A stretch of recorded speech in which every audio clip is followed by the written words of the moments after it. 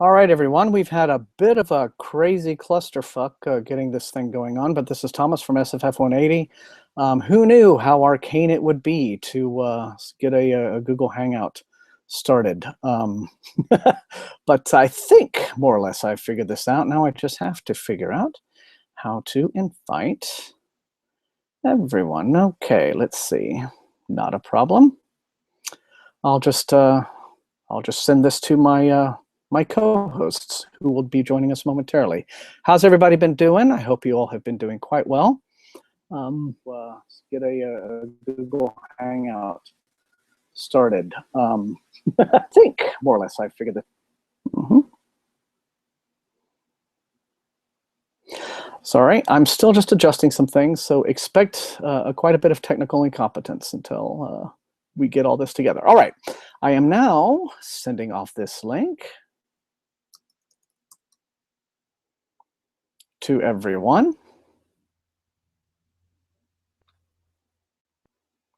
And we'll see if this actually works. This is the third attempt, by the way, to get this thing off the ground. Good Lord, we're so professional around here. Okay.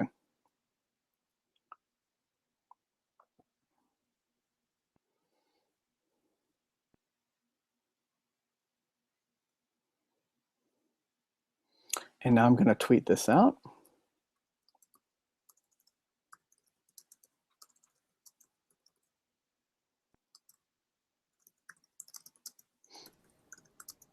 Hello.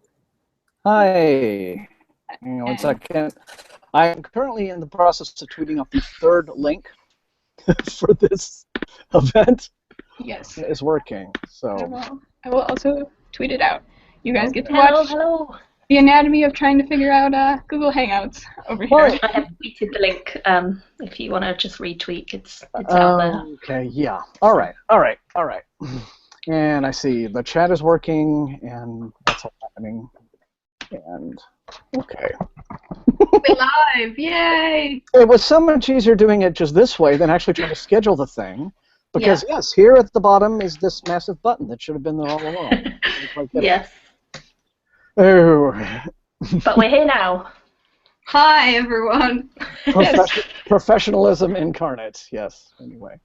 So, everyone, you are watching the live show for the BookTube SFF Awards for our September read-alongs, which were Awards Radiance, I remember that one, Cress by Marissa Meyer, Saga Volume 3, and what were the Strange Library by Haruki Murakami, and The Meeker and the Allseeing Eye by Matthew Kressel. Sound good? Yes. Sorry, I was just wondering where my copy of The Strange Library is. Maybe you lost it in a strange library. Maybe the one behind you. In a vast labyrinth. Yep. We're gonna more or less just keep this very informal because it's us, and we're just going to go through the various categories one by one. Don't worry if you are not caught up with everything, because this, I think, has been a month for some of us to be bad boys and girls and not maybe be caught up ourselves. Well, I mean, I know that. Well, Elizabeth is officially on a Sanderson strike. And, I have I've gotten through everything except for the Lunar Chronicles book. I've only just started that. I had about 8 to 10 days of my life taken up all through last week and a half with this film festival that was here in town. And I got some reading done in and amongst all of that, but it was just, I thought I could try to do everything. But I'm not a spring chicken anymore, so I was just exhausted to try to fit 500 things in my day. But so I'm up to everything except for the Marissa Meyer. Well, maybe we should. Oh, like everything's in the series this time. Maybe we should talk about The Meeker and the Allseeing Eye and the Strange Library first, since those. Yeah, that would make sense. We can't spoil other books that came before them. Yes. Right. And then the quick news things. The first up. Yeah, do that first. So on the 24th of October, I'm going to open up voting for a public vote, and so there will be a Tumblr post about that, and I'll make sure to put the links everywhere and make sure they're very visible for everyone, and that will be open for 1 week. So the last week of October is when the public vote will be open. Other than that, what was the other thing? Oh, and we want to hear your suggestions for what you guys want the BookTube SFF Awards to look like in the future. So I've opened a post on Goodreads for that, and also if you want to like comment on this video and say what you'd like to see us do in the future, we can do that as well, because I think we're pretty much open to changing most things depending on how popular or unpopular it is. I think one of the things I'm personally really interested in is to see if people would prefer a popular vote award or a juried thing like this, like what we did this year again. I think part of the reason why we did the jury is because it was just easier logistically to handle, and we were kind of doing this on the fly. But I'm really interested, because it does seem like some people really prefer that as a format. But yeah. Anyway, do you guys have any thoughts? I know you said this is live, but it's not on your channel, Thomas? It is. I'm looking at it right now. Yeah, I'm watching it now. That's Yeah, fine. I'm seeing the view window. I'm looking at it. That's Yeah, it says it's live Ignore now. me. Oh, it is now. It's there. Oh. Don't worry. It's just my phone. Mhm. Oh, good. Not to panic us. Yeah. It should have We actually. might have many panics throughout this because Yeah. we're not that Well- great with technology. Well, at least I know my internet is solid, so I'm not going to have like some sudden bandwidth hiccup and lose everything that way. So hopefully now that it's going, it will go and stay going, Yay. and Yeah. Okay. not just. Whoa. Did anyone else have that go really slow all Yeah. of a sudden? That is ironic. Sorry. But yes, what Nicole said, go and give us feedback on next year. Yes. Tell us what you thought. Yeah. And I think the little chat thing on the view window is functioning as well on the YouTube page. So there's that. Yes. Yay. Awesome. Okay. So, oh yeah, and if you guys have any comments or questions or anything about the books you read this month, go ahead and put them, in the chat window on the view page, or tweet them at one of us, and we'll try and be on top of that and like respond, I guess. Include them in the live show. How about that? Yeah. Yeah. So, what do you guys want to talk about first? All right. Let's do the Mika because it's short. Okay. Mhm. I was thinking we'll go in length backwards or whatever. Okay. Sure, we Yeah. can do that. I don't know, I'm making things Progressing up. order from Tiny to Sanderson. Yeah. Sanderson needs his own category. Yeah. All right, so The Meeker and the Allseeing Eye, which is a free story that was available on Clark's World, and you guys, it's only like 4,000 words or 5,000 words. It's quite short. It's definitely the shortest of our short works. What else to say about it? I read this. So this was also nominated for a Nebula Award, and I read it back when the Nebula Awards were announced. And of the ones that I read for that, I think it was my favorite. But anyway, does someone want to give a synopsis? It's the strangest synopsis to give. There's a star thing called the Allseeing Eye and a thing called the Mika. They're in a spaceship traveling around the universe, gathering stars to make into a giant brain. And it's not like The Hitchhiker's Guide to the Galaxy, I promise. And then they find the encoding for a human and try and recreate the human to talk to or something, and it's very surreal. Can anyone do better than that? Because seriously, I just read it and I'm like, what? Well, I don't know. I mean, I think you've more or less nailed it. You have this being, the All-Seeing Eye, which I guess is as close to a god as a being can be. Yeah. And it has this companion called the Meeker, who I suppose is just, I don't know, he tags along, or maybe he's his conscience or something of that sort. Although if that's the idea, that doesn't really work. I think the Maker's kind of just there to like press buttons and like just do the things. Yeah. But anyway, they've been traveling the length and breadth of the universe and collecting everything and cluelessly destroying it in the process. In this never-ending quest that the All-Seeing Eye is on to gain all knowledge in the universe. And the more and more, and then of course they discover this encoded human being locked within this artifact, unlike anything that the Allseeing Eye has seen before. And so the more that the Allseeing Eye attempts to learn things from this human, the Meeker grows more and more mistrustful of exactly what the Allseeing Eye has been up to, and whether it's up to any good at all. And and so it becomes this part of the story is this loss of trust that the Meeker has for the Allseeing Eye. It was interesting for a story that's about two beings that you cannot possibly comprehend. Like, it was quite comprehensible. Yeah, well, the story certainly made their relationship kind of fun. I saw them as, they're almost like this droll kind of Mutt and Jeff comedy duo who are just flying around destroying the universe without being aware of it. But I don't know, maybe it's just my brain is weird, because it is, but I visualized this almost like it was an anime or something. I mean, that was like the only way my brain could kind of process a way to imagine the characters, imagine the Allseeing Eye and the Meeker and what they might possibly be, was to sort of see it through that kind of aesthetic. Dead silence. You're all like, yeah. That was not at all how I saw it, but I can see how you do that. Yeah, that just some sort of wacky I don't know what's his name. Studio. Ghibli. Yeah. Miyazaki, kind of that sort of imagination, that visual sensibility. Go on. You can go ahead.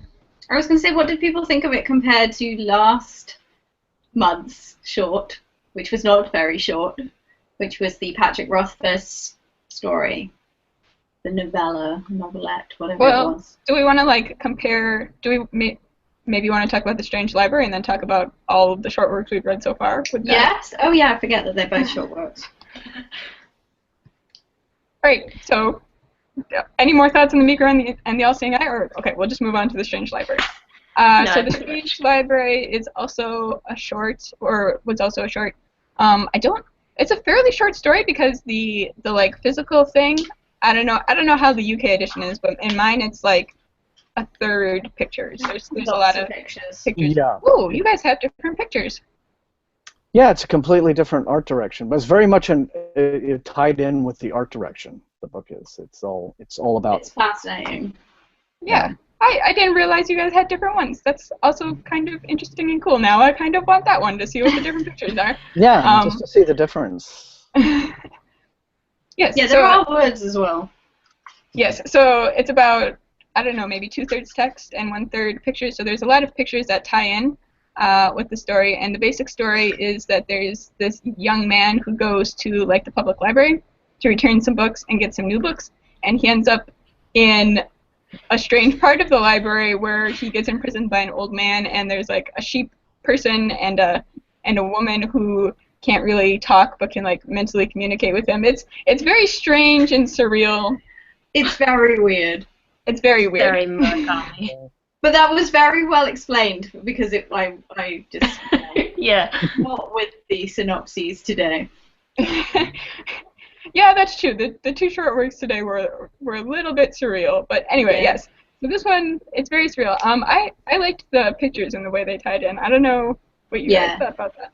I thought the art was really, really important to this book. It gave it its sense of weirdness and being very unusual, and every time it got to a point where an image would be particularly important, the image was there, and it really added to that sense of being there in the creepy space, especially with some of the sort of shape warping things. I don't have my copy with me, but in the US edition, the pictures are a little more pop art style. They're a little more graphic than what you're Oh no, this was great because it was see, when he says come in, and it's oh.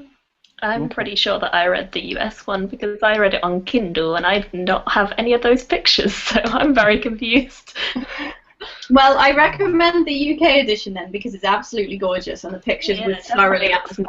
Looks Yeah, awesome. yours is a little hardcover as well. The US edition's paperback, but it opens up the front of it like it flips up like it's a wedding invitation or something, and you open it up that way, and then you read it as a book. And then, yeah, as Nicole said, there are these really odd, sort of deliberately retro, but very stylized in a pop art sense. Yeah. That again, just only kind of hint at maybe what's going on in the narrative, but because the narrative is so dreamlike and surreal, it doesn't even attempt to do just like a straight illustration of what's going on, which I think it was the wise choice, because that just sort of helped kind of enhance the oddness of the whole situation. Yeah. It's definitely, like, I strangely happened to be reading 1Q84 by Haruki Murakami at the same time as I was reading The Strange Library, and I was just living in a very peculiar world in my brain at that time because there was just utter craziness going on every time I was reading anything. I really liked the story, actually. I thought it was really entertaining, and I was quite hooked into it straight away, and I read it in one sitting. I think it's quite easy to do. But yeah, I definitely read the US one. I had the retro art, and it was all black and white because I was reading on my Kindle, so I think I've definitely missed out on some stuff there. I should have got the actual hardback or something, but I still really liked it. I think I gave it like a 3 out of 5 stars. It's really good. Interesting little one. A couple other people in the Goodreads thread also mentioned that they had read the ebook version and then thought, hang on, I feel like I'm missing something here because the art is not. There's something here that's not being reproduced properly in the ebook version. Yeah. And felt like, maybe I just should have gotten the book on this one. If you can, I mean, it's like $19 for this little paperback. Yeah, it's pricey. Yeah. It's definitely a bit of a work of art, though. I mean, it's like, I don't know about the American one, but it sounds like it with the unfolding and everything. And yeah, I think I would get the UK one, definitely. Yeah, it is very much sort of a little art object, and so the art and the print and the design of the whole thing, the graphic design, the layout and everything, I think is very kind of intrinsic to all of it as a whole. I was delighted by it. It was one of the funniest things I think I've just read in a long time because I like that sort of strange humor from other dimensions. That's at the same time very dry and so he's this meek little fellow goes and he meets this tyrannical old man who leads him through this vast labyrinth to the reading room, which is a jail cell. He openly admits it's a jail cell, and then there's this other fellow there who's dressed as a sheep.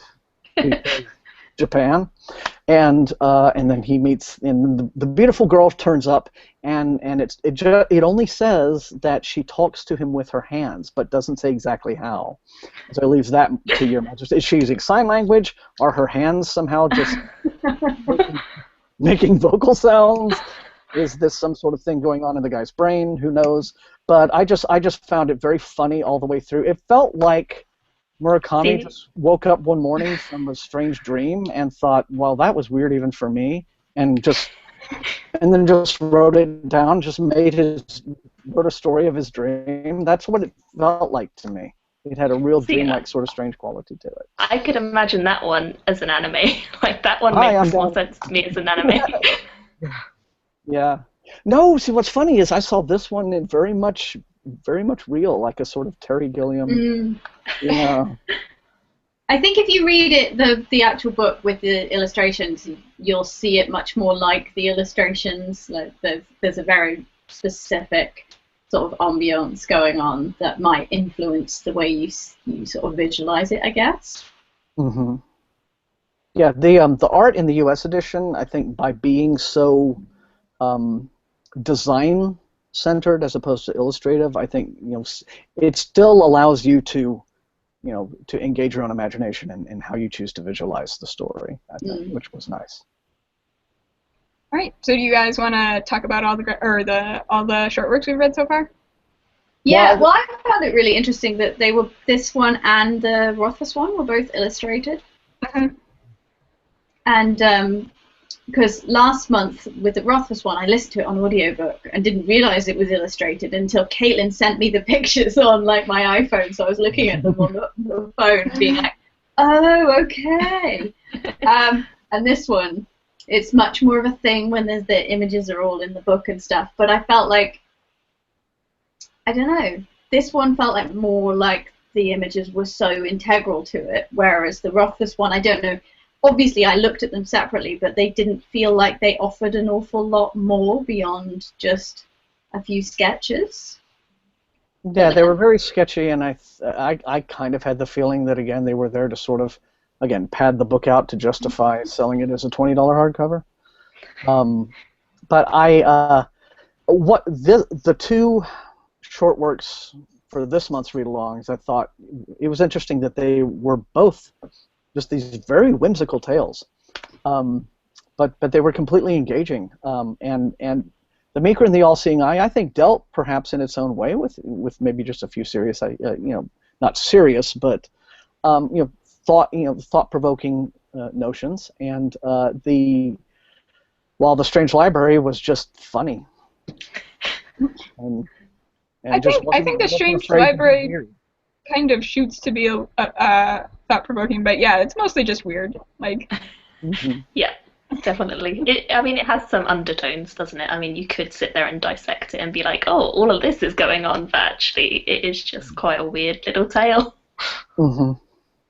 Well, you do see some like recurring kind of Murakami themes that he loves to play with in it. I mean, definitely. In fact, libraries are like a library played very much a role as a setting in Kafka on the Shore, and then a lot of his stories are all about communication in ways that are different and unusual and weird. Again, you have the old man in Kafka on the Shore who talks to cats, and cats. and then the other character who sees ghosts and interacts with the ghosts, and so yeah, you do have he's intrigued by communication. Yeah.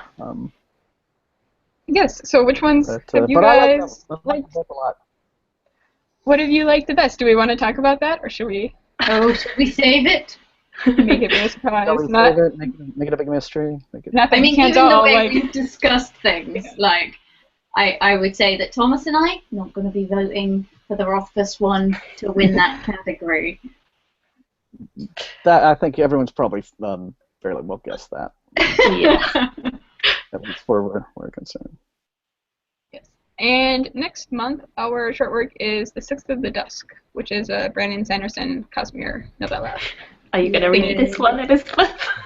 It's shorter. To Elizabeth Sanders alive. Yes. I really like Sixth of the Dusk.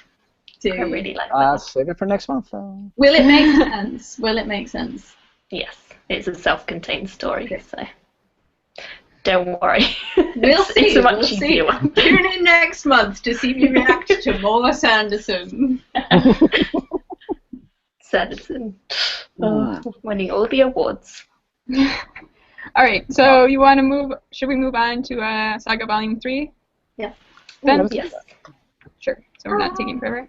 So Saga Volume 3. Someone else should synopsize this because I find that Volume 3 and Volume 4 are running together a little bit in my head, and I'm not 100% sure where things end. So I read it when it came out, so I could not tell you. They're all one in my mind. Okay. Oh, this is the one where they go and visit the writer, and you actually see that visit happen. Right. And then at the end, there's some stuff with the brand. She arrives. Okay. That's not synopsis, but that's just a reminder for people who have Try not to spoil anything. But again, right, because it's a third volume. We had a lot of volume 3s. Yeah, 3 volume 3s. In this whole thing.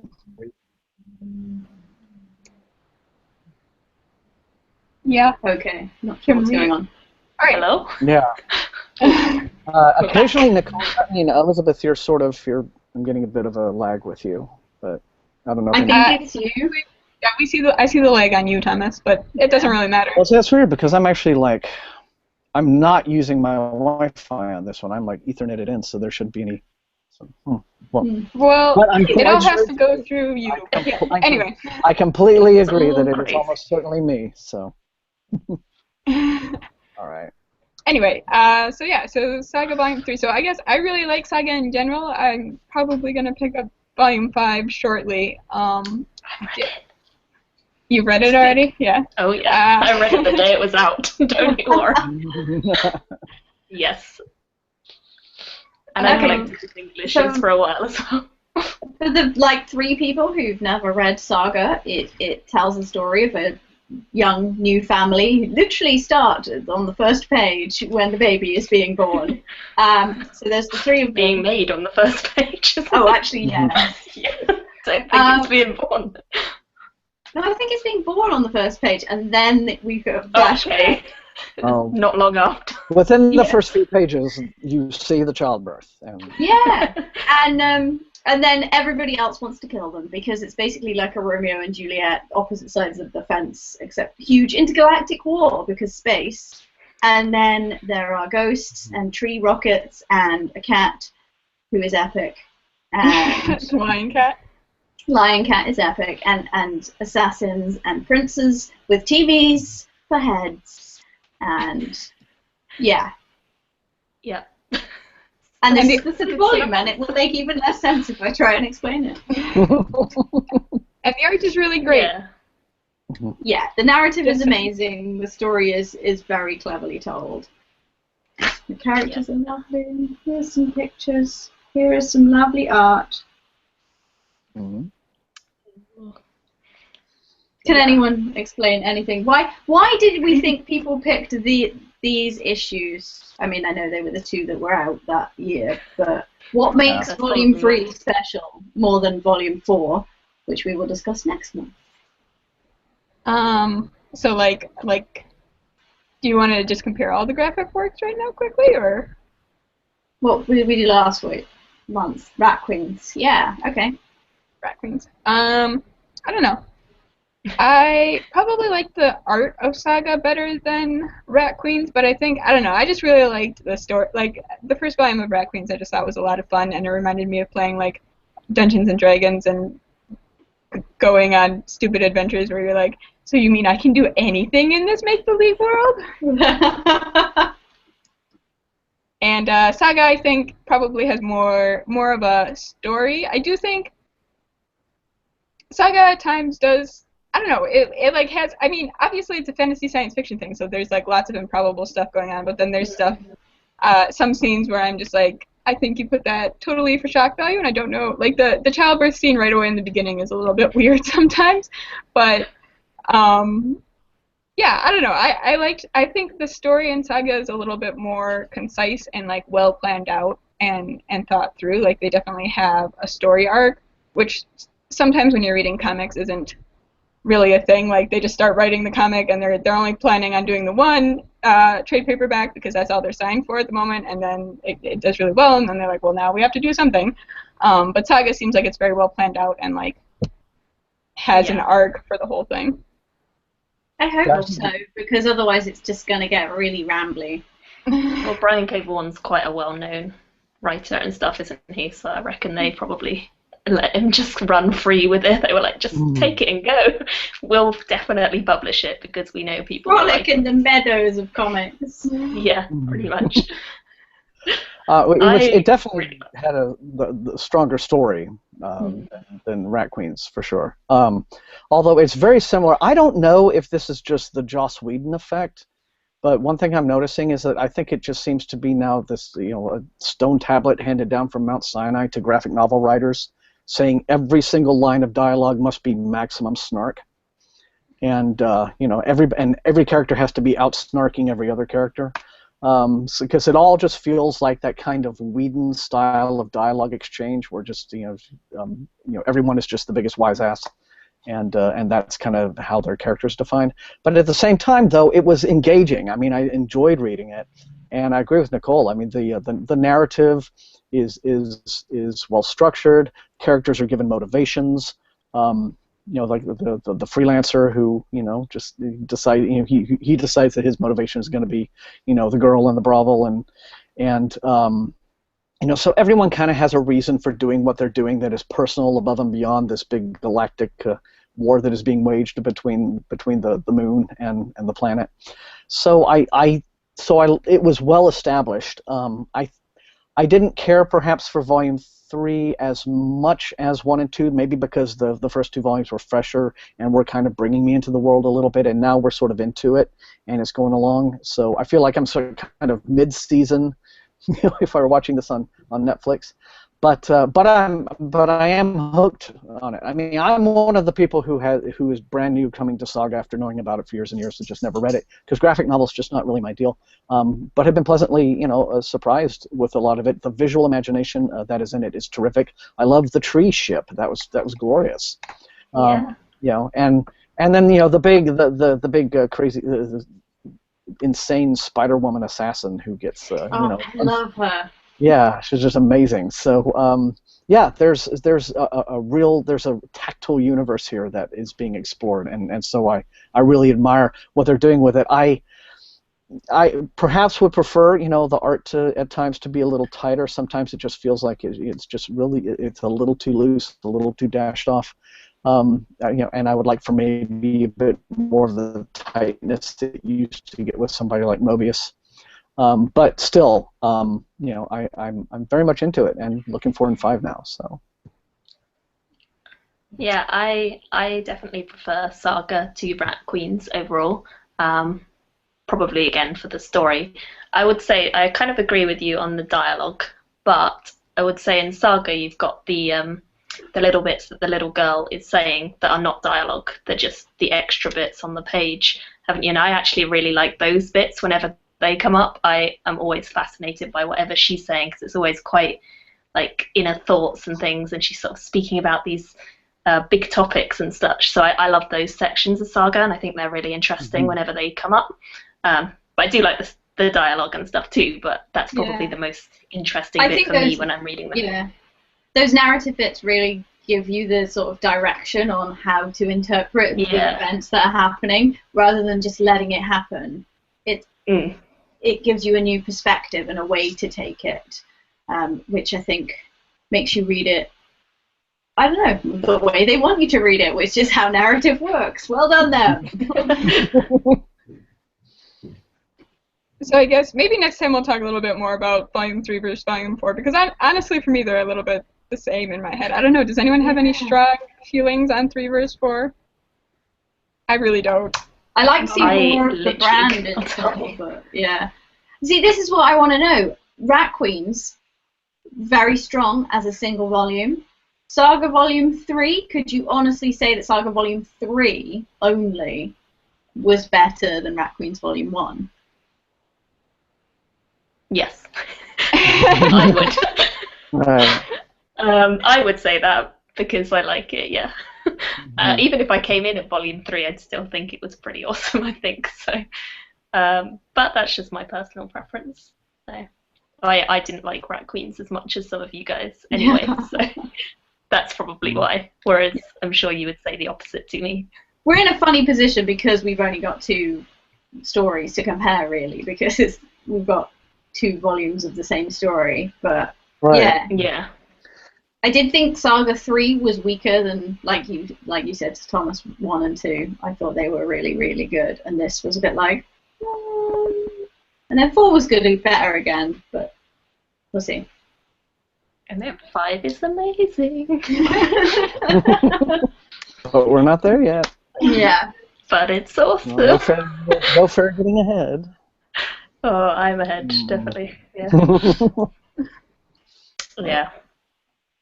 But I'm glad that the BookTube Best of Awards gave me an excuse to read these at last, because I've been aware of them, but like I said, just never picked them up, and now finally I'm into it. I was going, oh, okay, this really, really is good.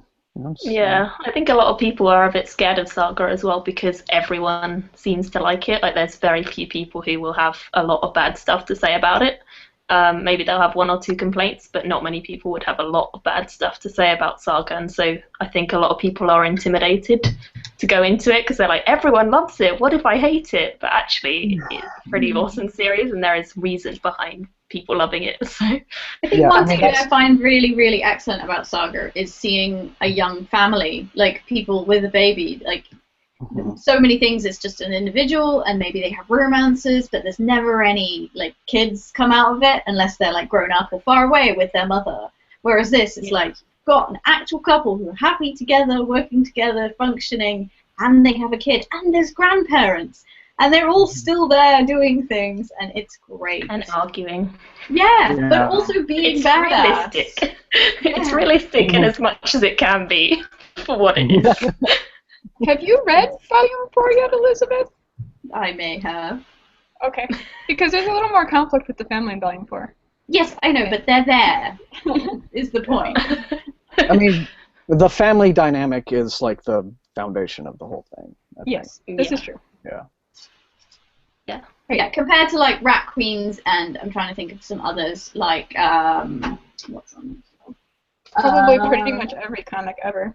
Yeah, Wicked I mean- and the Divine. It's all like people in their teenage years and their early 20s being Groups of cool people. on Yeah. their own. Yeah. There's also, I mean, like a lot of times in like superhero comics, like even if the superhero starts out as like a teenager, a lot of times the parents get like shunted off pretty quickly, like, or killed off. Yeah. Yeah. So Yeah. You're usually following orphans. It's Right. a common theme. Yeah. But it's that thing, isn't it? Somebody's trying to kill us, and the baby's going to scream, "What do you do?" Yeah. Panic. Yeah. So Yeah, that's way more interesting than as Elizabeth described. You have the ghosts of Bruce Wayne's parents have like haunted the motivations of every young like comic book hero, or a lot of them. It's not that cliche, and then you end up with this whole thing that's really just kind of a revenge story, and it's boring. So. all right, do you want to move on to Cress? Yeah. Oh, yeah. All right. So how should we do this? Thomas. Oh, okay. So Thomas is through Scarlet, right? No, I'm actually still in Cinder. Cinder. This was the one, yeah. I know that's just how behind I got. I expect to blow through them pretty quickly though. I mean, I started Cinder, like within seemed like no time at all. I was fairly well into it. So I mean, I'm so far I'm kind of enjoying the whole conceit of recontextualizing these fairy tales as these kind of dystopian science fiction world. I like that it's at least book one is in the Asian setting, and so I'm interested to see where she goes with it. I know that it's going to have its ups and downs. I've heard a lot of reports that good bits and then some not good bits, and then it's very uneven as a series. But I'm intrigued. And but anyway, I mean, because the nominated book is the third book, I mean, we're already going to have to like try to avoid too many spoilers. Well, See, I mean, you guys just say whatever. I mean, I'm not going to. does someone want to try and synopsize? I can do a quick synopsis go for if it. you want. Okay, The so whole thing? essentially, like a series what we have. synopsis or something. yeah, I'll do a mini-series synopsis without spoiling anything. Fingers crossed. Okay, well, I have to start all my videos like this anyway, so I'll give it a go. Basically, Cinder is a retelling of Cinderella, but it's in a sort of sci-fi dystopian setting in Beijing, and it's in this sort of alternative world. It's not really Earth, although it does have Earth ideas. Politics and things like that massively come into play, and we basically have a conflict that is ever growing in the Earth and all the people on that, which include cyborgs and just all sorts of strange things. And then the people on the moon who are the Lunars, there's an ongoing conflict there. And so we're following Cinder in the first one, and we sort of see the sci-fi version of Cinderella. Bless you. And then in the second one, Scarlet, we then meet a new character who's on the other side of the world. She's in Europe, and she's called Scarlet. She basically is an essentially Little Red Riding Hood character, and we're following her as she's sort of trying to get her grandmother back. As the story goes, there's issues with her grandparents. And then in the third book, we get introduced to another character, Rapunzel, and she is trapped in somewhere very far away from everyone on her own, and eventually all the stories come together in the third book. So that's kind of a synopsis. Hopefully that works. There's a lot of sci-fi technology and things involved as well, and the conflict between Earth and the moon is definitely growing as the books go on. So there's also a magic system. It's a sci-fi fantasy mashup. We haven't really talked about that. There's a magic system, which is the people on the moon, the Lunars, have this ability to like control people's minds and to like glamour themselves and make themselves look differently, or to like just directly control people, other people. And so yeah, that's an interesting magic system. It is, I don't know, to me, like as in the beginning it felt more sci-fi, but as the series has gone on, it's felt more and more fantasy. Like I feel like the fairy tale aspects and the like magic aspects have made it feel more and more fantasy as the series goes on. The magic, the glamour is they try and explain it in a science way, in a like something to do with the electrical fields, but it's like big cloud of bullshit, and that will make sense. Not that that's a bad thing. I don't mean it in that way. Just in a like sciencey noise. Right. Just go with it. Like to me, it's fine. I don't read a lot of sci-fi stuff. I'm like, yeah, okay, sure, we'll take it. Yeah, it is basically a fantasy with the moon involved and spaceships and robotics a little bit. Cyborgs. Yeah. Yeah, but I like the series overall.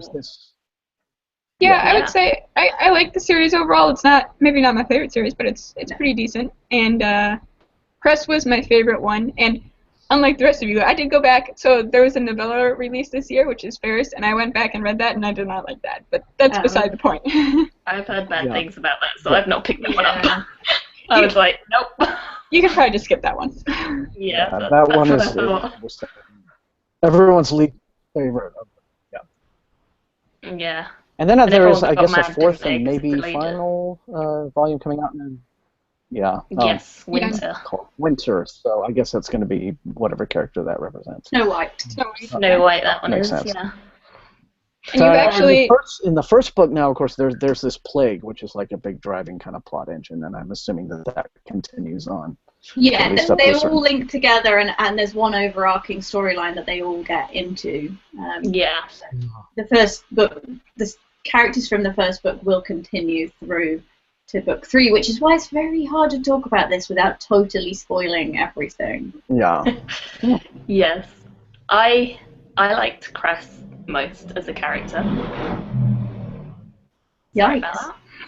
Wasn't it? I can pick motorbike going past my house. What? Oh, okay. So that wasn't me. I promise, guys. Apologies there. I was saying that Cress is my favourite of the 3 characters we've been introduced to so far, even though she's had the least development because she was only introduced in the 3rd book. I actually like her the most, which is kind of interesting because obviously we've been with Cinder as a character for all 3, and I still don't like her as much as I like Cress. So I don't know what that says, really. Don't know if that's intentional. I think Cress is quite an interesting character just from how she gets introduced into the story and the way that she meets the other characters. I'm trying not to spoil anything, being very vague. But you two know what I'm talking about. Yeah, I mean, we can probably release the fact that she has incredible computing skills. She's a hacker. She's Lunar, so she's put into the war on the Lunar side, doing some hacking jobs from her space place. But she's a prisoner doing that. She's not doing that out the goodness of her own heart. Rapunzel. She's locked away in a tower far, far above everybody else. Pretty much. And and then she gets out, and there's the walking through the deserts for 40 days or whatever it is, just like in Rapunzel. Just like that. I don't know, whatever it was. I think the 3rd one definitely goes further from the original stories. Like the first 2, you can definitely tell it's Cinderella retelling and Little Red Riding retelling, whereas the 3rd one is a bit looser. Other which than I the liked. fact that she has hair. She's got really long hair as well. Like Rapunzel.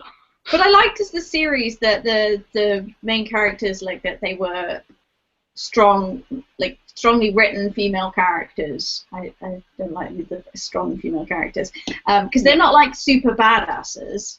They're not like karate everybody. Cinder's kind of a super badass. Cinder's pretty badass. I mean, she's a cyborg, so yeah. Yeah, but like, I loved how she was set up as this, just this, grease monkey who loves to who fixes things and loves to dig around in cars and tear things apart, and so I kind of dug that aspect of it, and I like her little android friend who tags along. Oh yeah, I really like it. She continues. Echo, whatever her name was. Echo. Echo. Oh, just Echo. One of those. Yeah. Well, I listened to a couple of these on audiobook, and the audiobook narrator says Echo. So. I assumed it was Echo, like the song. What song? Echo. It's called Echo. I don't know. Musical number it could time. be anything. I have no idea. You can look it up. Open to your interpretation. Something. Your grandma or my grandma sitting by the fire. That one. Oh my god. You know nothing. You know nothing, Kaitlin Snow. Sorry. No idea.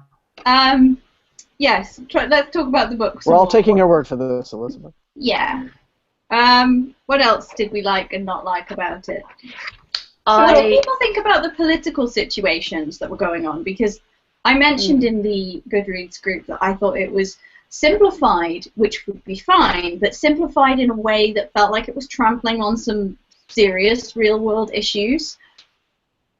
Yeah, so, I kind of agree. Like, it's really weird. So basically, the Earth is divided up into like 7 spheres of influence. So it's like North America, South America, Africa, Australia, Asia, Europe, and then like the remnants of the British Empire. And I was like, that's really weird that you would have the remnants of the British Empire be a sphere of influence, because I mean, so creepy.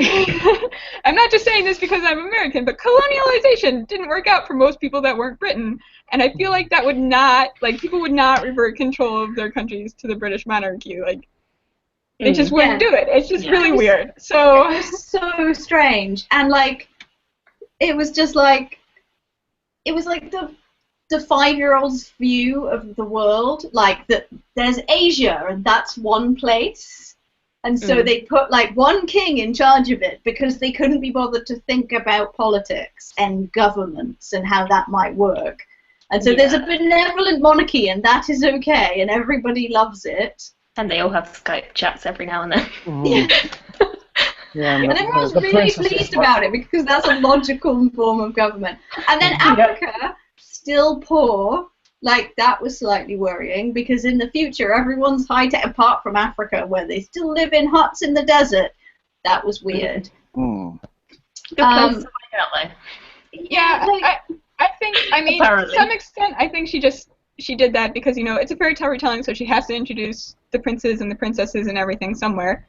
But it is a little bit weird, like the broader political situation and like world building on Earth in particular. I mean, we haven't seen that much of the Moon and Lunar yet, so maybe it's more interesting there. But on Earth, it's very strange, and it's like I don't see how we got from here to there. Like, it does not compute in my brain. Sense as to why we'd gone from one to the other, and you just have to accept it as like, this is what it is, guys. There's no real history of like, okay, this is how we got from A to B. The whole thing feels very This is different. Politically naive overall. Yeah.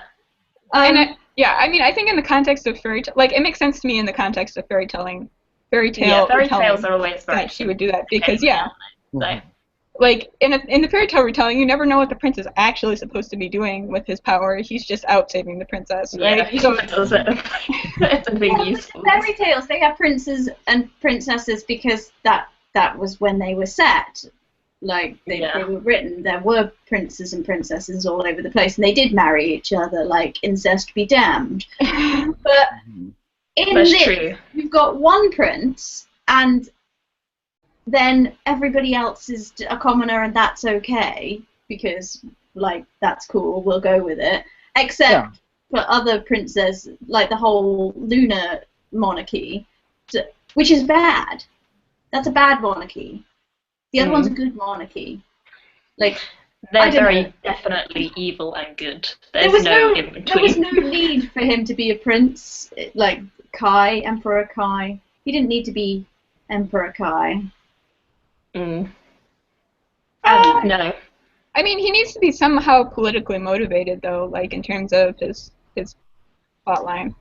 Yeah, but he could have been Prime Minister Kai. He could have been Prime Minister Kai, youngest Prime Minister ever at age 20 or something. Or whatever he is. Yeah. Yeah. Yeah. I agree that is very strange. I kind of just went with it. But yeah. I mean, in terms of a fairy tale, yes, he's a prince. Something. Yeah. So basically, you can tell which ones in this series are the good monarchies by who has the hottest prince? No, if they're really the queen or the emperor, they're good. Okay. Yeah. If they've taken it in naughty manners, they're evil. They're bad. Very bad. Because the real king and queen would not be evil. Definitely not. That never happened. Yeah. So yes, any other major thoughts on Cress? What else happened in Cress? There's a lot of love. That's something. Yes. Oh yeah. I think the love gets ramped up in Cress.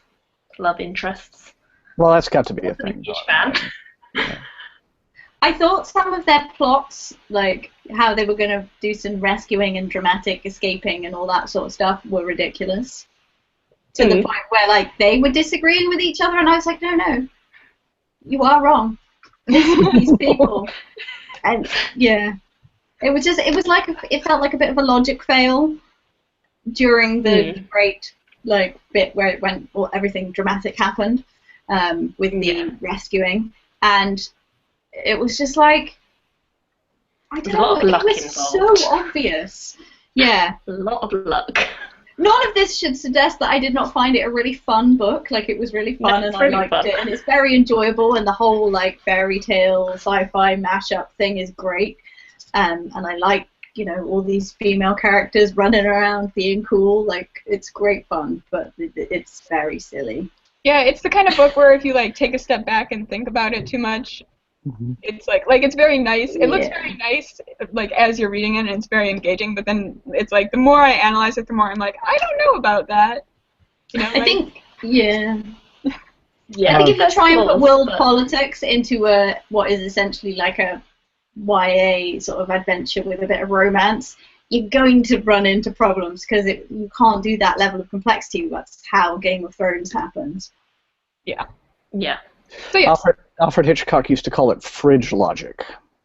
Which you watch the film, right, and you sit there and you kind of enjoy it, and then when you're done and you're busy, like, getting something to eat or drink out of the fridge, you say, wait a minute. That's when you realize that wouldn't have happened that way. That didn't make sense, and so. But you're not supposed to notice it, like, when you're actually watching it or reading it or whatever. But sometimes you do. And I think Marissa Meyer is a good enough of a writer and, like, a plotter that you don't notice it as you're reading it. You don't notice how, like, completely absurd a lot of this stuff is as you're reading it. You just kind of go with it, and then it's when you get done that you're like, eh. Yeah, that was what I noticed, like, going into Cinder. It's like the way she was kind of establishing the whole wicked stepmother and the stepdaughter's routine and all of that. I thought, okay, this is clearly very on the nose about what it's being, but you still just kind of buy the world, because it's not that. It could have been just deliriously silly, but she, I think, takes the world that she's creating seriously enough. And takes her storytelling duties seriously enough that you're not always noticing the gimmick. Like, you establish it, it's like, okay, I get it, she's Cinderella, and then you're done, and then you're kind of in the world of the Lunar Chronicles. And it's not always constantly calling attention to itself as, look, we're doing a science fiction fairy tale, and based on you're not always going back to that in your head, and so but once it's established, it becomes invisible, and you're just in her universe. And I liked that. I kind of as a little this, so that has some. She's got definitely some storytelling skill. Yeah. Yeah. All right, time to move on to Words of Radiance. Shall we? Sure. Do I hear little cackle Little fiendish. Yeah. My friend. So Words of Radiance is the second book in Brandon Sanderson's Stormlight Archive series, and this is going to be a very long, like 10-book long epic fantasy series, and they're all like 1,000 pages, and Elizabeth is already like, eh. And, okay, slight background on this. So on Boxer, we've been talking about things, and one of the things we've talked about is just like epic fantasy in general, and like how people feel about epic fantasy in general. So I think that's probably going to be one of the things that we're going to have to deal with. Just segue into that. Get it out there. How do you feel about epic fantasy in general? So I like epic fantasy. I like the 10-book long, 1,000-page series. I don't read tons of them because it's just a lot of time commitment, but I do really like it. And so, yeah, I think establishing that baseline is going to be important here. I read a lot of the 10-book epic fantasy series. It's pretty much what I read predominantly. I love epic fantasy, so yeah, my thoughts are going to be the opposite of Elizabeth's, I think, on most of this. Fight. It's all right, Lindsay. I'm defending it for you. Don't worry, because you're not here, so I'm defending it for us. Because I know Lindsay agrees. You know, epic fantasy was a a genre that I grew up with, and as a kid, and so I do have that bond with it. Of course, I came along sort of when, okay, like we all read Tolkien when we were all in like junior high school or something, and then Terry Brooks came along and he was totally ripping off Tolkien, but we didn't care because we were 12, and so we read that, and then. So epic fantasy, sort of as a big publishing genre, that was sort of a big money-making thing, was really kind of coming into its own at that time. So I guess I just kind of got used to that in my diet, in those formative years. But my attitude towards it now is, yeah, love nothing more than being able to dig into a massive book that absorbs me into its world and just takes me away. But I find that there are more writers out there trying to do it than succeeding at doing it. There are a lot of ambitious writers who, again, grew up in that generation, and you're reading all the Shannars and the Robert Jordans and whatever and saying, I want to do that. And so they're all trying it. So now we have this huge glut of big epic fantasy series to choose from. And it really, really is hard to find that one where, it's 800 pages long, but I don't want to leave, rather than, oh God, how much do I have left? Oh, good Lord. It's getting harder and harder to find that. And so, yeah, I mean, I'll completely give it to anyone who says, yes, I am into Patrick Rothfuss's world or Stephen Erickson's world. It's like, look, if that's what floats your boat, that's great. If it makes you happy, fine. But it's just... there's so much now, and it's harder to kind of, and there's so many minutes in the day, right? I mean, you can't. That's my attitude is, if you as a writer are going to demand that much of my time, that would take me as much time to read your book as it would take to read these other 4 books, then you can't just be good enough. You have to be, the next level, and too many of them aren't. I don't feel like they earned that amount of my time that it took to read their 1,000 pages. So, especially when 1,000 pages is 1/10 of a book. Like 1,000 pages and it's all prequel prep. Nothing's going on. We're not into the drama and the meat of the story yet. Yeah, like what could we call that book? We could call that book The Name of the Wind. We could call that book The Way of Kings, to a certain degree. Yeah. We could call that book Volume 1 of now just virtually any fantasy. That's another thing. I don't like how readers now, fantasy fans, it's like they've been trained to consider that acceptable. It's like, well, the first book is just the setup. No, damn it. The first book needs to be a book. Even if you're still establishing your universe, you need to tell me a story. You need to keep me engaged. If you think that there's any such a thing as a 600 or 700 page prologue, you need a new hobby. Oh dear. Yeah.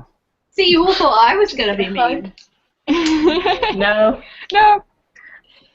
Well, I mean, a good first novel in a series will do both, right? It'll establish the world. It will set things up for future volumes, but it will still be really cool in and of itself. Yes. I mean, and because that's what gets me to book 2, not just, all right, now you've had the wiki, right? and the dramatis personae, and you know who everyone is, and you know who the lore, and you know my kingdoms and my nations and the noble houses or whatever that I've created. So now we can get into the story in book 2. Now, a good book 1 should do it all. I always think a good book 1, you shouldn't even know it's book 1. You should get to the end and then be like, oh, there's more. And be really happy that there's more, but really happy that you read the first book and it was a good book. So, but I'm evil. So now, yeah, no, I like epic fantasy. It's fine. I used to like it a lot more. I was really into the giant series of stuff when I was younger. I read a lot of Robin Hobb. I read other long series I can't even remember, but like I have been there and done that, and I'd have loved this when I was 15. And I'm not 15 anymore, and my tastes have changed, and I'm just not into it. And that's not to say I'm not into some epic fantasy. I did read this whole book. It was fine. There's nothing wrong with it. It was fine. Except that you didn't like it. I apologize. It was fine. That's what it gets. It was fine. It was also 1,100 pages long. Yeah. Right.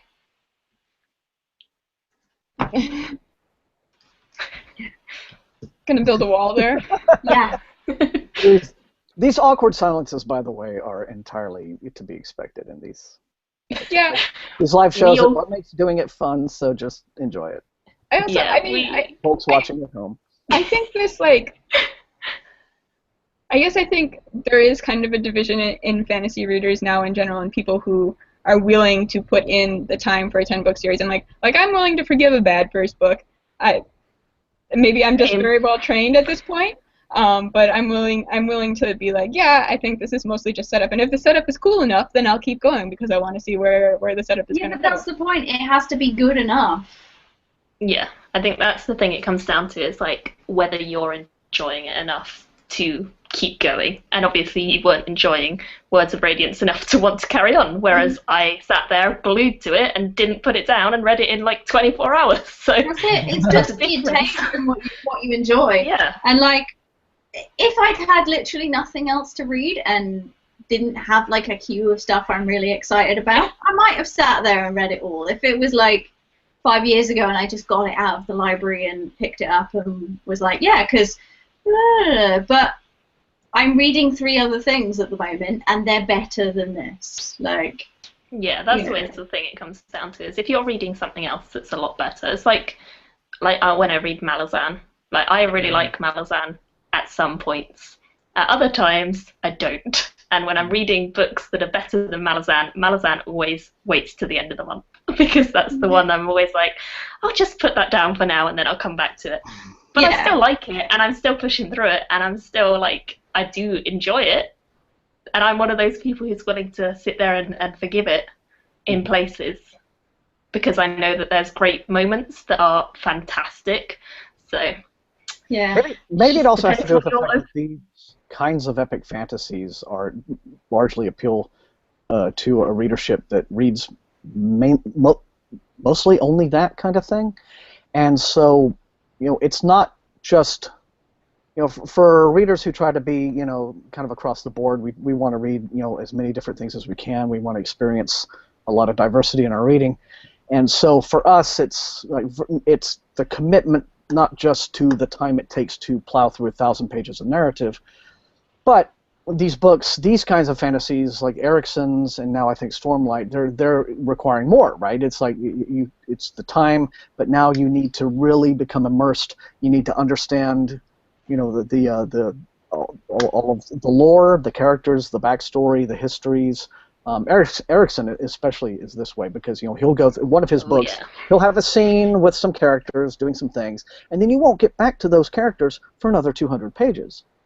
Well, sometimes you won't get back to them for another 2 books. It's more than that. And you're expected to remember, right? And what I think the thing is like if you're a diehard Erickson fan, you will, because if you're a diehard Erickson fan, you're reading Steven Erickson. maybe a few other things along, but you're reading and rereading and rereading the Malazans. So I think that a lot of these series now are the writers are thinking of a core fan base of really, really dedicated geeks, and not so much interested in bringing in the casual reader. The fan base is there to do that work. The people who are Malazan fans will just never shut up about Malazan, and will try to get you to read it all nonstop. I mean, they'll recommend Malazan for anything. Oh, you like action and battle scenes? Malazan. Oh, you like complex political intrigue? Malazan. And so the writers of these kinds of books can just dig deeper and deeper and deeper into their own headspace and their own world until you just have to become as dedicated as they are. I just didn't feel like it did enough to like, I don't know, pull you in. Like, there's some really seriously dramatic stuff going on, like with all the battles and people trying to survive and like intrigue and people killing each other and betraying each other, and I didn't care. It was like, I don't know, nothing hooked me into those books, and I don't think it was necessarily that they're so in depth that people, it's because these people are going to read these books sort of exclusively, because you find people who get into Brandon Sanderson and they read one and that's it, they're in and they go. So I think it's just that there's like a relatively like easy in, and then they just tick along and they'll just keep coming. Come on, there's more happening, more happening, more happening, more happening. But it doesn't go beyond. It's just like it's like that dog on the Travelator again. And I do think. So I think Sanderson in particular is a little bit different than other epic fantasy writers in that dude writes super fast, and he has tons of other series, and he has some really convenient entry points, like not necessarily to his world, but like to his writing in general. So like you can start with Steelheart or one of the Alcatraz books or something that's a little bit similar or simpler, and like start liking his writing and start enjoying it, and then he has all these other books that you can just keep reading. Like I think one of the reasons why he's such a well-known name in fantasy right now, in epic fantasy right now, is because he writes those other series, and people get hooked on his writing, and then they just keep going. So, I mean, I think it's hard for someone who's a completely new author and doesn't write anything else to attract that core audience that they're looking for. Like, I do think there's a core audience for most writers that write epic fantasy. Like, you have to have the people who are willing to who are willing to do that, who are willing to go on that journey with you. And I think because Sanderson has so many other series, it's a lot easier for him to get people into it, like and starting on the journey in other places, and then all of a sudden you find out there's a 1,000-page book, and you think, yeah, I've never read something that long before, but I'm gonna try it, Yeah. Sorry, I'm tweeting the dog picture in case anybody's interested. Well, it helped that Sanderson started out really strong. I mean, if your entry point was Mistborn, that was a terrific book. And it was a terrific trilogy, which I don't think he has matched, in subsequent books. But he's remained at least consistent enough that, all of his hallmarks are there. His fan base knows what to expect, I think, from him. That's very important. So, he's one of these writers where, if you're a reader who likes a comfort zone that you can slip into, and where you know what you're getting and you like what you're getting, he's a really good writer for that kind of thing. As for Words of Radiance, well, let's say I enjoyed it more than Way of Kings. I gave it a little bit of a boost, slightly a better review, better rating than I gave Way of Kings. Possibly it had to do with how I read it, because when I read it, essentially Tor had run out of physical arcs. They had no more. And so I got this zip file, which when I opened it, turned into the book split into 5 separate PDFs. And so I think that made like the massiveness of it less intimidating. And so I had no problem just blowing through it a lot more quickly. I did think that his writing in this one, at least the structure of the narrative, was less rambly. It was a little bit tighter. It had a better forward momentum. Because whereas in The Way of Kings, The only real story thread that I found interesting, that was new, that was like giving me something that I hadn't seen 1,000 times, was Shallon's story, her relationship with Fellison, and the whole kind of the scholarly, the intellectual pursuits, and then her little secrets. That was the interesting story for me. Bored to tears half the time by all the stuff with Kaladin and the guys trying to do the bridges over the gaps in the battle. Like that should have been like the action-packed, like that's the epic part of the epic fantasy thing that you would think would be the most appealing in these. But for me, that stuff was just interminable. You like the dude with the jam instead. Well, and but it was all. I think it was a bit more just a consistent tale in Words of Radiance. Again, I think overlong certainly, but a lot more digestible than Way of Kings was for me anyway. I gave Words of Radiance a slightly lower rating, and I think that's just because I did not remember who people were. So I read Way of Kings back in 2013, like shortly after it came out, and I did not remember who people were for Words of Radiance. So if I plan on, like, I still liked it. I really liked both of the books in the series, and I do plan on continuing on. But in the future, I'll probably just wait until there's like 8 of them out, and then go back and start at the beginning, and just go through like that, because I think that's the way you kind of have to read, or at least that's the way that I have to read these really long epic fantasy series. It's just like do 1 book a month for 10 months, because otherwise I'm like, I don't know who anybody is anymore. Yeah. Yeah. I think I need to get into like a Zen space and just be like, no, I am in the world now, and it's okay, and I'll just read this, and it will all be fine, and I'll do it, and it'll be nice, and I'll like it. No, it wasn't happening this month. I feel like I should let Kaitlin talk about how wonderful it is, because... I know. Oh, I don't know. I'm a bit scared now. No, it's fine. No, I preferred Words of Radiance to Way of Kings, but I read them back to back. So I waited until Words of Radiance came out, and then I picked them both up, and I read them like one after the other over 3 days. So I read it quite quickly, and I read it through. Yep, I read it quite quickly. In 3 days. Both of them. Both of them. Yeah. Both of them.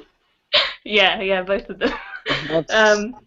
It was intense. Yeah, I took a weekend and I just sat down and I just read. Maybe that's the way to do it. Never moved. Pretty much. I said to my boyfriend, I was like, I'm not coming round, like, you could just stay where you are. I'm just going to sit and I'm going to read this book. That's what's happening right now. So I think he's a fantasy doing it that way, it worked really well for me, because I liked Kaladin's story in the first one, but I did prefer Shallon's story because I just connected with her more. She's really arty and stuff like that, and I love art, so that all tied into like just connecting with her more as a character, and her storyline was more interesting to me. And then of course the second book is way more focused on Shallon's story, so that was just a natural improvement. Yeah.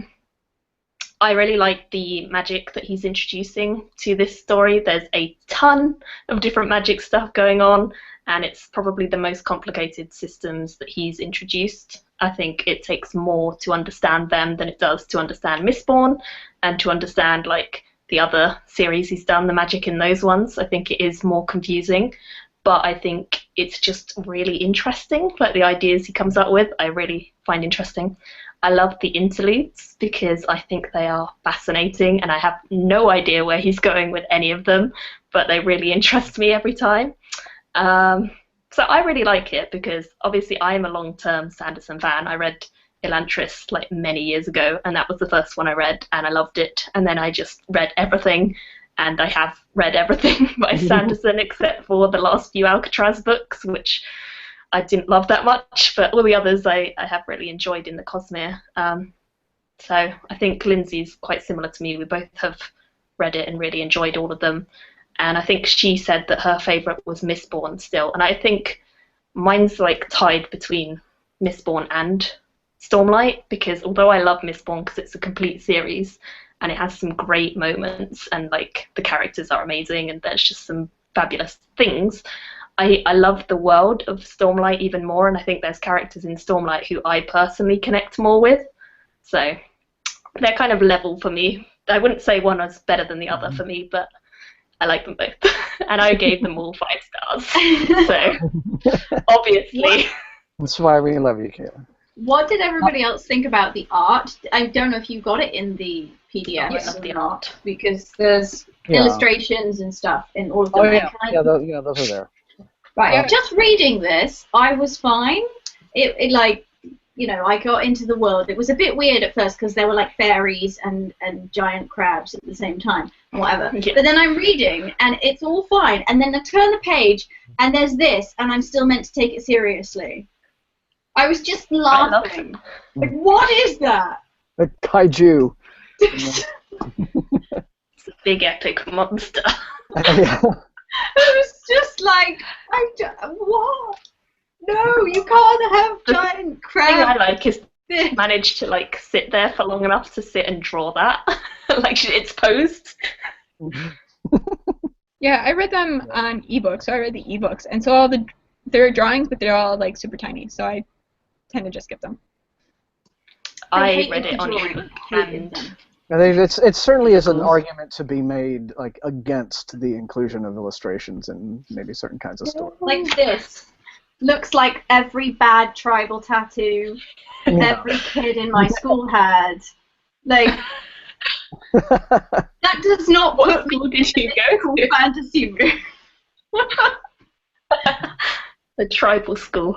It was the time, alright? I'm old. Everybody was getting back tats in your school? Everybody was getting like those stupid tribal tattoos on their shoulders and around their arms and stuff. It was the early 2000s, man. Oh, wow. I so nearly spat that water everywhere. So that was really awkward. Yeah. So Those I think we're going to have to yeah. agree to disagree on this. Yeah. Probably. Like maps, illustrated maps that make sense and help you learn things. Absolutely, I get it. Yeah. And the there was like the big tentacly thing that was an island. She drew a picture of that. That made sense. But just like random twirly things and giant crab beasts. No. I like all the creatures. I found that really interesting because I think that helped me visualize them a lot more when they were being talked about in the story as what they were pictured as. It was mostly crabs, as far as I got. Yeah, like, big crabs. Yeah, well, I mean, he's kind of designed the world, so like all the plants and animals have protection from the high storms. I mean, it makes sense in terms of internal logic of the world, why everything is a crab. Yeah. But yeah. I didn't find the story as difficult to get back into after, like, I guess, 4 years, read Way of Kings about 4 years ago. Mainly because I felt, I guess the only characters I felt I needed to remember were Shallan and Felison, whom I did because they were actually interesting, and Kaladin, whom I remembered because he wasn't interesting. He was so, he was. And so beyond that, I thought, okay, I'm good as long as I remember who these people were. And then the rest of it I kind of worked back into. And again, like I said, I found just the storytelling to be much more smooth and not like just so many concentrated chunks of tedium that happened in the first book. So I mean, I fully expect to have a much more difficult time, getting into the brain space of like the next Ice and Fire book. Than I do anything of Sanderson's. I think so. He keeps it kind of simple there. But yeah, I'm probably gonna wait until the whole George R. R. Martin series is completed before I try and do those again. I'm not getting back in again. Yeah. Till he's done. It's like, I'm gonna read it when it comes out. You're gonna read it immediately? I'm gonna. Oh yeah. I'm gonna wait until he's done. If it ever comes out, I don't know if it will. I've been waiting too long in between books at this point. It's like, I don't know. They'll get Sanderson to finish it if he dies. That's what he does. He's the finisher. Or you could just keep watching the show and forget about the months because the showrunners know how it ends. Oh yeah, that's true. Yeah, so you can just watch them in another. It's like reading the last page, isn't it? Yeah, but. So we're 3 books out of 5 now, out of the 5 in the shortlist, which was only meant to be 3, but, so be it. Yeah. So we've had Words of Radiance, The Martian, and Station 11. Mm-hmm. Anybody dare to put forward thoughts so far? Okay. We've got 2 very strong ones to go. Side thought, I saw the Martian movie last night, and it was really good. You should all go see Yeah, it. it's terrific. Yeah. I want to see it so bad. I was Yeah, supposed to see it today, but I couldn't because my boyfriend is sick. Well, Annoying. Well, that's his loss. You can just without him. Go on my own, yeah. go to the cinema yourself. And I will go next weekend, definitely. see I was it. really I've heard hoping good they would things. have built my local cinema by now, but it's not done yet. So. Oh, that is a problem. Oh, it opens in a month. I'm not just like randomly waiting for them to build it. Oh, okay. Fair enough. See it in 3D if you can. I mean, I know a lot of people say, I hate 3D. Yeah, but it's this is one of those where like being able, it does enhance like the story, because especially these amazing Martian vistas, which I mean, I gotta hand it to him. The damn thing looks like it was shot on location on Mars. It's incredible, and so so it really does lend itself to visuals there. But yeah, I mean, it was. I'd say about 95% faithful to the book. You know, they tweaked some details at the tail end, changed just a few minor things. But what I liked was how they were able, all of the science and everything that Watney does, and how he's explaining it to you, and the way he does it in the book, they actually translated that to a movie narrative very well. I hope there's a lot of potatoes still. I'm sorry?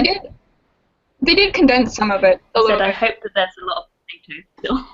Yeah, they condensed the stuff with the potatoes a little bit, like the explanation for like why he was doing what he was doing. But like, I mean, they kept enough in that it was still like potato farming on Mars was still interesting. But yeah, they did shorten the explanation of like everything that he was doing. Because he does a lot of planning about the potatoes. Let's be real. Oh yeah. Yeah, I mean they tighten it up. Focus. Yeah, I mean they tighten it up for the purposes of a movie, but you still kind of get what he's doing, get what his problems are. Oh, I have a little issue here. Okay, so in order to get around this, I need to do this instead. And they made it very quick, but at least it was in there, and to enough of a degree that you felt like, oh, it's a smart guy and he knows what he's doing. Oh, exciting. So yeah. So anyway, what have we thought about the 3 books we've read so far? Yes, not the movies. Yes, right. I still think, for me, The Martian and Station 11 are better than the other one. I know what my winner is. I don't even need to say anything. But I haven't read the 2 for next month, so they are potentials, of course. We've had 3 very different books, though, haven't we? We've had like a proper sci-fi. We've had a weird speculative fiction, sort of unusual one, and a proper traditional fantasy. And so next month, quite interestingly, we have another fantasy, but that's very, very different. Yeah. While still being a very traditional fantasy, which is going to be interesting. So Awards Radiance has some direct competition. And then Lock-In, which is sci-fi, but not in space. Near future. Yeah, near future sci-fi, that's what I'm trying to say. That's the one. So it's like a murder mystery, political thriller kind of. Which is going to sit somewhere between The Martian and Station 11. It's like near future, disease-related. Well, I mean, before we began... Yeah, in terms of the way the diseases are in Station 11 and Lock-In, it's very, very different. Sort of. I know, but you know what I mean. Different in the way that... Same in the way that, like, this and this are... Yeah. Yeah. Well, I haven't read Goblin Emperor or Lock-In, so who knows? Maybe they will overtake Words of Radiance. It'll be tough. Though. I think it'll be really interesting how we vote on the best novel, because I think we're going to be pretty spread out. Maybe that's just me. Yeah. What if we all vote different stuff? One's going to be difficult. That's why we need the public vote to help us out. But I was really pleased actually to see our shortlist come in looking like it did. I mean, it had quite that variety. Range. Yeah, I was very impressed now I think about it. Yeah, and so our viewers did well. So good on you, viewers. Yes. Good work, guys. Have we had any questions or anything throughout this No. whole time? I haven't Well, even we thought about it rambled until for a bit just now. Have a look. I haven't seen any. No. I We'll haven't- ramble for a bit about random stuff. And you guys, if you have any questions, send them to us now. Yeah, if you want to Yes, just throw now some. I is think there's. question time. I I do will believe- hold up all the things we're going to read next month, apart from something that I don't have. So, what are we going to read? We're going to read The Goblin Emperor by Catherine Addison, which I am now 100 pages through, and I'm quite excited by this. So, Kaitlin, you've got exciting things coming. I'm excited. I've heard a lot of good stuff. Yeah. We're going to be reading Saga Volume 4, which is like Saga Volume 3, except further along. Pretty much. Nicely said. Yeah. Has nice pictures. Very good. Yep. Mhm. Wow, I'm surprised you managed to get a random page without like blood or sex. I know. I actually Yeah, opened. good work. What was I reading? I think it was Rat Queens Volume 2 in London in a hotel at dinner without really thinking about it. And I turned the page and just went, oh no, it was Saga. And it was the page with the giant with, oh my god. You don't open that in public.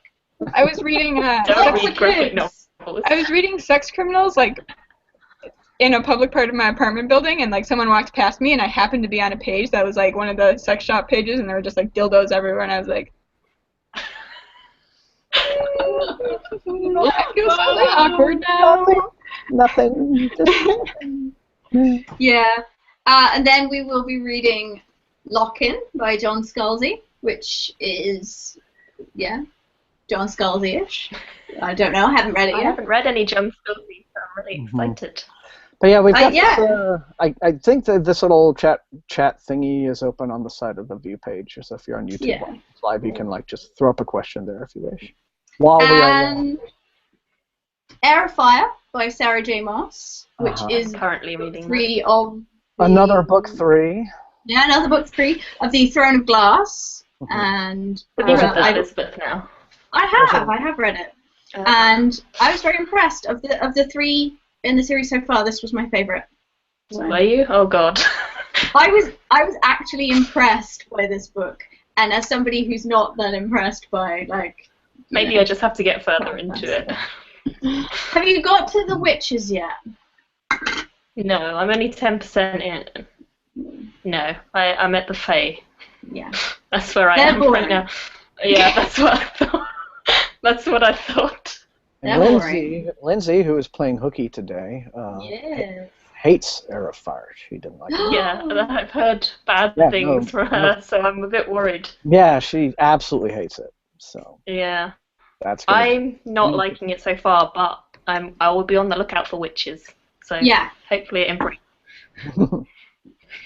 Witches and dragons, basically. They make it cool. There's dragons. We're all good. Well, they're wyverns. Wyverns, whatever you call them. But whatever, they're dragons. They're flying giant frickin' lizards. So Works.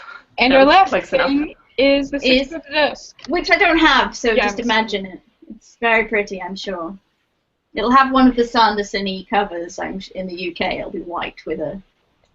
I don't know. Is there a physical? No, Sixth of the Dusk I isn't know, Sixth of the Dusk, white I think actually. It's quite different. Really? I will. Yeah. Oh, Isn't I will that find the cover for only? you. Isn't it only in an ebook edition? yeah, I thought it was only in an ebook. Is there a physical one? You It's might be able actually to- part of the Shadows Beneath anthology that they brought out. The cover looks like this. You guys can see that. Yeah. So Bluish. it's not actually a white cover. Oh. It is quite different. But yeah, no, he basically wrote it as part of the anthology that he brought out with the people he does a podcast with. If you guys know that, Writing Excuses, they did an anthology which dissected how they wrote these different stories.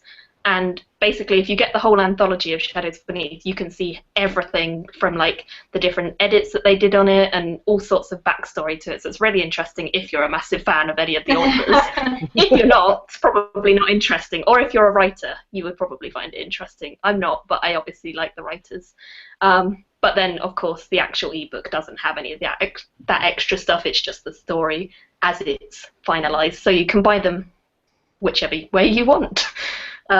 But yeah, I think it's just an ebook. Yeah. At the moment. I don't think there's any questions, unless anybody else can see them. I haven't seen anything pop up in chat yet, but you know. I looked on Twitter and there's no questions, so unless anybody sends one in very shortly. I think everyone just agrees that we're all brilliant. And, yeah. Naturally. Best assumption to make. Yeah. Totally, we're all wondrous. But yeah, you should join in with those reads for October because they're exciting. Yeah, Sixth of the Dusk is quite different to a lot of his other stuff, I think. I think there's, it's more rainforest setting, which is kind of different. So Saga number 4, everyone kind of knows what to expect, but I thought this was unexpected for that series. John Scalzi always pulls something fun out of the bag. Saga, we know what's going on. And this has got such good praise that, like, yeah. That's quite... I think that's the one that might question things for me, so... yeah. We've got a good mixed bag this month. Yeah. Should be fun. Fun. It'll be very fun. And you should let us know what we should change for next year. What you would like to see for next year. There's that discussion thread on the check out the Goodreads group, and because we will open. I'm going to do mine, Nicole, but we're going to open. We have discussion threads for each of the individual books because each of us is technically hosting one of those. And then Nicole wants to know, we all want to know, what we should do differently next year. She has a lot of ideas. So does Paul. I saw that Paul had also commented. She's the scientist in the group, and so she thinks these things through. Yeah, I saw a few comments in there, so it looks like you guys have a lot of ideas. Mm-hmm. I kind of liked Paul's idea. If we do a juried vote again, so his idea was to have everybody for the public, have it be juried, and then for the public vote, have it be based on people's ratings. And I kind of like that if we keep the jury to have the public vote be like that, because then it's not like people are voting for one book over the other. They're just saying how they felt about that book, and then we would have an aggregate rating of everybody's. So it wouldn't really be the popular vote wouldn't really be a competition. It would just be kind of surveying everybody to see how they felt, which. If you're not using it to declare the winner, it might be interesting. Get everyone to post their links and whatnot. It could get complicated. I wouldn't do it. So in terms of actually running that, I wouldn't do it based on people's reviews. I would just have people submit it in a Google Doc. How many stars will you give this book? Realistically, I'm not going to be able to. If we have 100 people submit reviews, realistically, it's going to be very time consuming for me to go through and look at all of them. So I would just have everybody submit their rating on a separate form, and then go from there and be an average from there, I guess. Yeah, but it's definitely an interesting idea, so keep them coming. Lots of ideas, and we'll debate them and stuff, so yeah. Yes. Did we already do the voting announcement? Are we going to do that? Yes. Yeah. Popular voting will open October 24th. Do not forget. We will post the things. When you finish reading all the things, then the voting will be open, and then we will do a quick roundup, I think, live show at the end of October. Very brief, probably. And then the awards. Yes. And unless we just put it into one, but I don't know if we'll do that. Probably. We'll see what everybody's schedule is like, probably. We'll see how it goes. And we'll let you know. Probably mid-November, I'm thinking, maybe, for the actual ceremony, the award. We'll make it up and get back to you. We will announce it. You will know when the time is here. We do not want you to miss the glittery costumes that Elizabeth has got prepared. That's correct. Yes. All right. So it's going to be like Cher. She's going to do 6 costume changes throughout the entire. Quick change act. Yeah. Oh, that'd be amazing. That is everything. Yes. Now we've got distracted. Yes. Goodbye, everybody. We will talk to you in a month or more. Yeah. Thanks for joining, everybody. If you're watching, everyone subscribe to everyone. If you haven't done that already, thanks so much. Now I know kind of how to do this sort of complicated live show delay. But have we decided who's hosting October's yet? We'll do that another time. Figure it whenever. Okay. Nope. Yeah. But thanks for watching. Thanks for coming by. Great fun. Enjoying reading all these books with all my friends. That's been a huge fun part of it. See you soon again here on all our channels, on Twitter, etc. Bye. Bye.